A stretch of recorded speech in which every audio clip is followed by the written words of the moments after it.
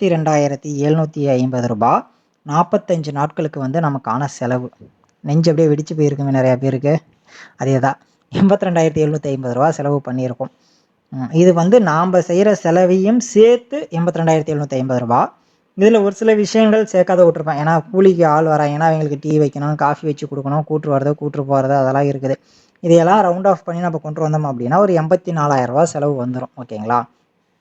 இப்போ இதில் நம்ம கழிக்கக்கூடிய செலவுகள் இல்லைப்பா இதெல்லாம் வந்து ஒத்துக்க முடியாதுப்பா அப்படின்னா, கழிக்கக்கூடிய செலவுகள் அப்படின்னா அதிகபட்சம் எவ்வளோன்னா ஒரு ரூ. 14,000 கழிக்கலாம். அது என்னன்னா அந்த மருந்து அடிக்கிறோம் இல்லையா, அதை வந்து பெரும்பாலும் நாமளே அடிச்சிருவோம் மருந்து.